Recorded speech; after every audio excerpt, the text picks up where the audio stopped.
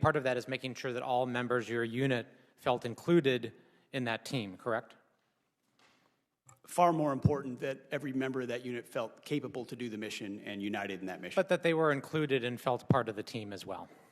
I wouldn't use the word inclusion, sir, but yes, they were cohering as a team, yes. And that you reduce tension and infighting and points of tension between your platoon members so that you can focus on the mission. That was a part of the regular job.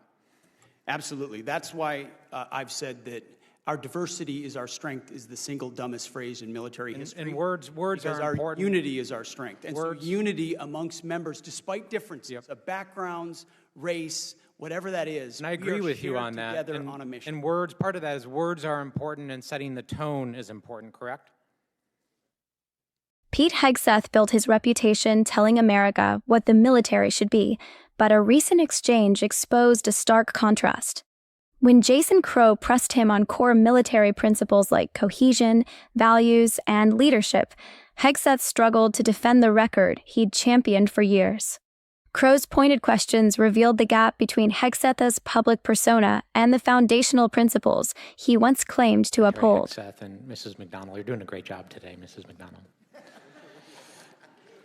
Secretary Hegseth, we have a lot of things in common. In fact, our careers started the same way. We were both infantry officers. We were both platoon leaders. We both deployed our platoons to combat in a counterinsurgency environment.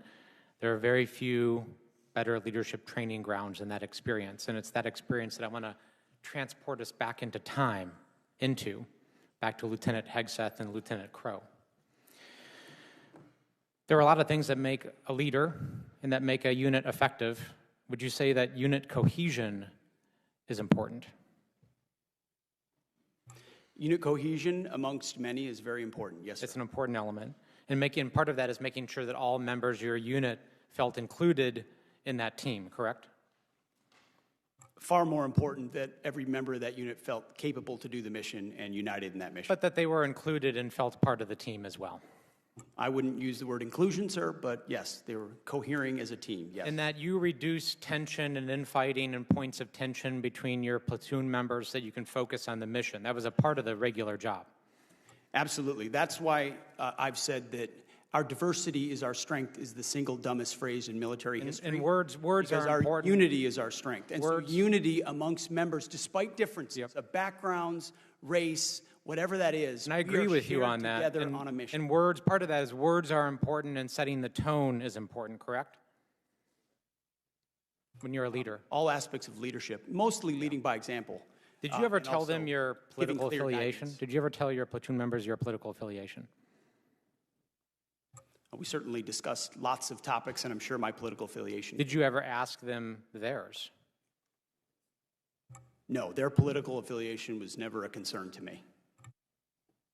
Because it's important that everybody feel included and that people weren't excluded, correct? That would be antithetical to leadership. I'm sure my platoon contained Republicans, Democrats, and Independents, and I had no idea what their affiliation was. Okay, that was actually my next question, so I appreciate you answering that. You led your unit in a counterinsurgency environment, and you interacted with civilians, correct? Interacted with members of the civilian population, sure. Yeah. And you were, in fact, a COIN instructor, a counterinsurgency instructor, correct? In Afghanistan in 2011 and 2012, I was the senior counterinsurgency instructor. And you signed off on a manual. There's actually a counterinsurgency manual that you signed off on and helped create. And your name is on that manual, correct? We were a part of creating a lot of content at the COIN Academy, yes. Do you remember this portion of the manual? It says, if you've killed 2 innocents, you've set yourself back more than you've moved forward. Do you still agree with that? I would have to take a look at the manual, but obviously no one in warfare is seeking to kill innocents. Okay. Because it's important to show why we're different from the enemy. Because we're not the enemy, right? We're different from our adversary. Would you agree with that? We have different morals and different values. We are not the enemy, sir. We have different morals and we have different values than the enemy. We have a code, a uniform code of military justice. So the answer to that is yes. Formations that you're not trying to compare us to Al-Qaeda and ISIS, are you? We're different.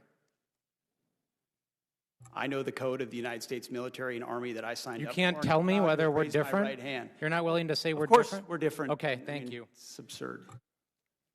That's why I'm trying to reconcile the fact that we learned many of the same lessons as platoon leaders about unit cohesion, making sure that people were included, that we didn't ask people's political affiliation, that we interacted respectfully with civilian populations, that what a leader says matters, that the tone you set matters, that we are not the enemy, that we are different from them, we lead differently, we have different morals.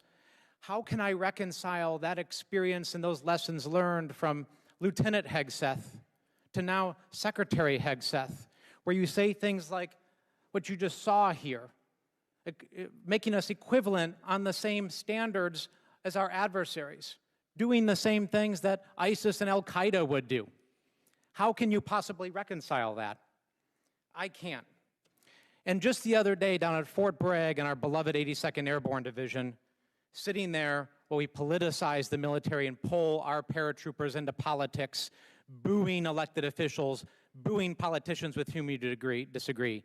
It's antithetical to our values, and you, sir, have changed. Time's expired. What you just saw wasn't a heated exchange, but a precision takedown by Jason Crow. Crow spoke in a language Pete Hegseth once understood, the language of service, shared training, and leading soldiers side by side in counterinsurgency. This moment wasn't political theater. It was a stark reminder of an oath they both took, an oath only one still seems to recognize.